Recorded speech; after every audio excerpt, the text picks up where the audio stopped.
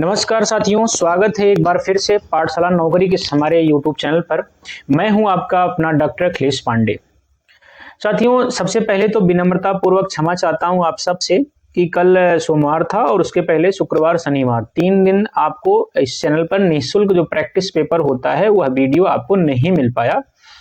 उसका कारण था, मैंने पहले बताया था कि 20 तारीख को एग्जाम्स हैं असिस्टेंट प्रोफेसर के सबके, और कल तबीयत थोड़ी सी मेरी खराब थी, स्वास्थ्य ठीक नहीं था, इसी वजह से नहीं मिल पाया। तो अब जो है लगातार आपको फिर से सोमवार से शनिवार चैप्टर वाइज आपको 25 प्रश्न जो निःशुल्क आपको मिलते हैं शाम को 8 बजे वो मिलेंगे। क्या है कि कुछ भी हो जाए लेकिन आपको प्रैक्टिस पेपर निःशुल्क इस चैनल पर मिलता ही रहेगा। ऐसे छोटे मोटे व्यवधान आते रहेंगे जाएंगे, लेकिन प्रैक्टिस पेपर आपको चैप्टर वाइज जरूर मिलेगा, क्योंकि आने वाले समय में इस चैनल की पहचान ही होने वाली, इस यूट्यूब प्लेटफॉर्म का पहचान ही होने वाला है चैप्टर वाइज प्रैक्टिस पेपर का, वो भी निःशुल्क का 25-25 प्रश्नों का डेली सोमवार से शनिवार तक। आपको करना क्या है, आपको हमारे साथ जुड़ना है, हमारे ऊपर मेरे ऊपर विश्वास जताना है आपको। जैसे मैं आप सबके ऊपर विश्वास जता रहा हूं, जो भी साथी हमारे हिंदी विषय से लगे हुए तैयारी कर रहे हैं उनके लिए मैं कर रहा हूं, तो आप भी मेरे ऊपर विश्वास जताइए, हमारा सहयोग दीजिए। अगर आपको कुछ लगता है कि इसमें कुछ संशोधन है, कुछ ऐसा है आपके अनुरूप कि इसमें कोई सुझाव देना है, तो आप कमेंट करके भी दे सकते हैं। तो यानी हम जो काम कर रहे हैं इसमें आपकी भूमिका महत्वपूर्ण है, प्रत्यक्ष और अप्रत्यक्ष दोनों रूप से। करना क्या है, अभी चैनल को सब्सक्राइब करना है। सब्सक्राइब करने के बाद हमारे जो महत्वपूर्ण प्रश्न है सेक्शन वाइज चैप्टर वाइज उनको अवलोकन करिए। आप पुस्तकों को पढ़िए। पुस्तकों में 2 महत्वपूर्ण पुस्तक मैं बार बार बोलता हूँ, रामचंद्र शुक्ल को पढ़िए, गोविंद पांडे को पढ़िए यदि आप यूपी का टीजीटी पीएचडी दे रहे हैं। इसके अलावा तीसरा काम अगर कुछ करना है तो इस चैनल पे आकर के केवल 25 प्रश्न का प्रैक्टिस सेट आपको लगा लेना है। इसके अलावा कुछ बचता नहीं है, आप चुपचाप एग्जाम दीजिए। एग्जाम हाल के जैसा ही क्वेश्चन पेपर होता है, क्वेश्चन होता है एकदम हूबहू होता है, वही फील आपको आएगा। मैं ऐसे कई प्रश्न बता सकता हूं जो अभी 20 तारीख असिस्टेंट प्रोफेसर के एग्जाम में हूबहू यहीं से आए थे। ठीक है, क्योंकि मैं उसी सिलेबस में उसी पैटर्न पे बना रहा हूं, मैं भी वहीं पढ़ा हूं, उसी से मुझे भी नौकरी मिली है, तो कुछ ऐसा बाहर से करने की आवश्यकता नहीं है। बस करना क्या है, रेगुलर बने रहना है।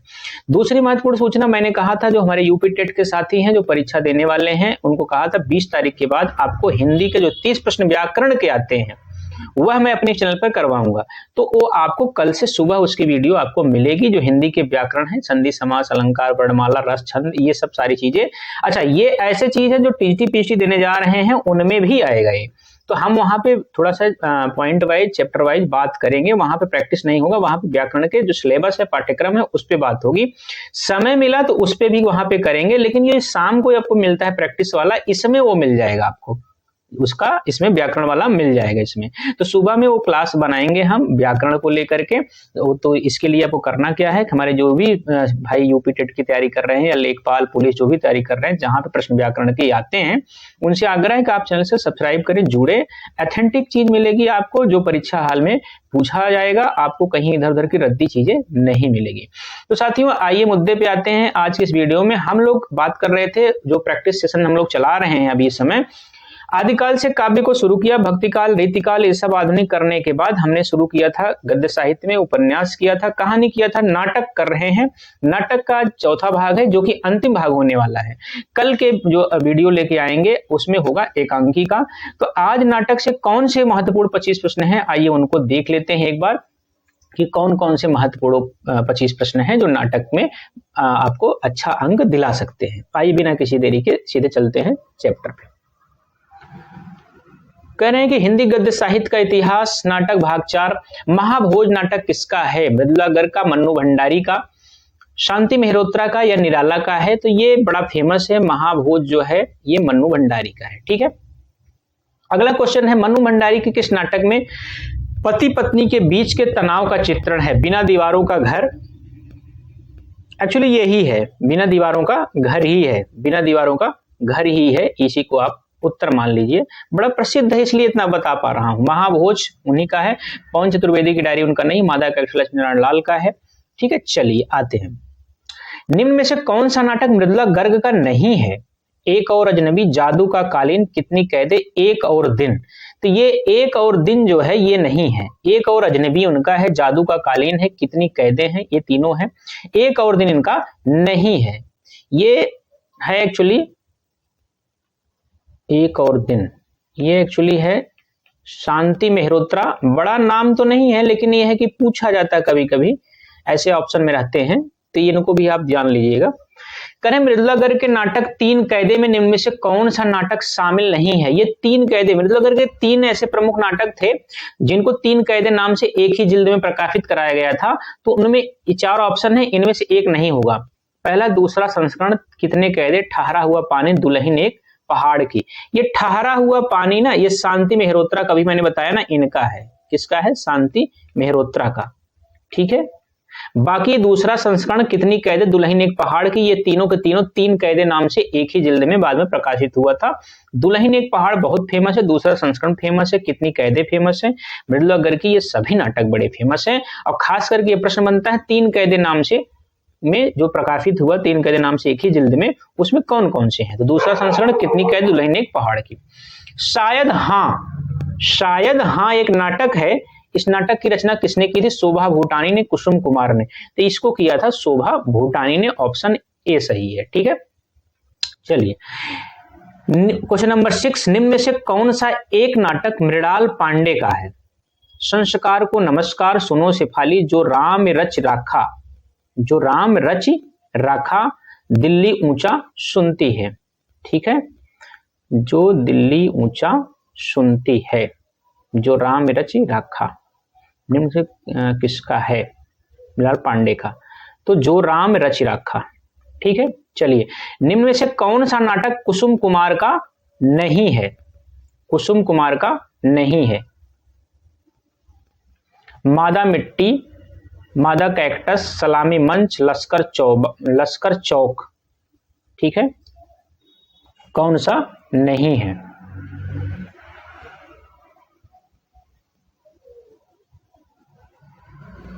कौन सा नहीं है? सातवां का बी, ये मादा कैक्टस नहीं है। ठीक है। ये किसका है? लक्ष्मी नारायण लाल का है। किसका है? लक्ष्मी नारायण लाल का। किसका है? लक्ष्मी नारायण लाल का। ये जो पिछला प्रश्न हमने किया है, संस्कार को नमस्कार, सुनो सिपाली, जो राम रच राखा, दिल्ली ऊंचा सुनती है,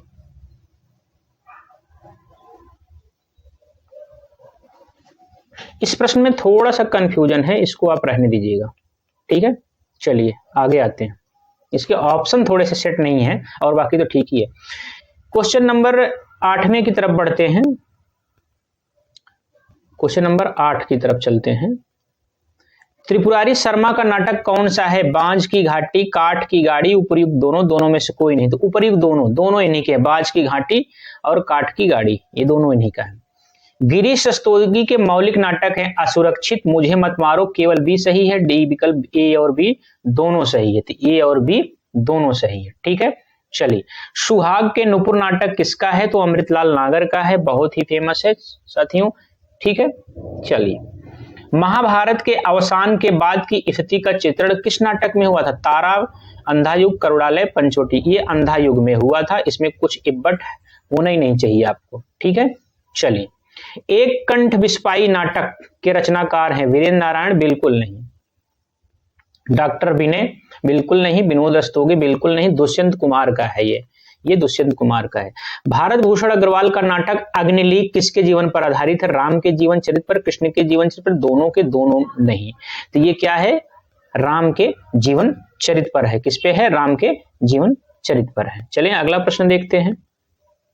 अज्ञेयकृत नाटक उत्तर प्रियदर्शी किसके जीवन पर आधारित है? महात्मा बुद्ध पे, शिवाजी पे, सम्राट अशोक पे। शिवाजी 2 बार हो गया, ये सम्राट अशोक ही है, सम्राट अशोक।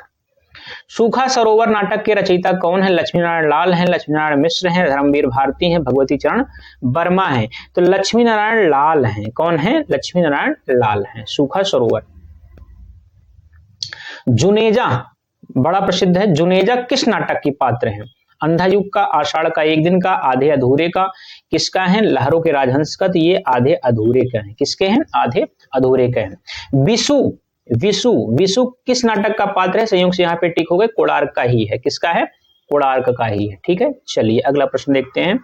आधुनिक ढंग का प्रथम एकांकी किसे स्वीकार किया जाता है? बदल नहीं, बादल की मृत्यु, एक घूंट, कारवां, दीपदान। ये एक घूंट जो जयशंकर प्रसाद का है, इसी को माना जाता है। सूतपुत्र नाटक के रचनाकार कौन है? विनोद रस्तोगी हैं, अज्ञेय हैं, भारत भूषण हैं, तो ये विनोद रस्तोगी हैं भाइयों। ठीक है। सुजाता और आनंदा किस नाटक की प्रमुख पात्र हैं? शंकर शेष, मादा कैक्टस, द्रौपदी एक और द्रोणाचार्य। तो किसके हैं साथियों?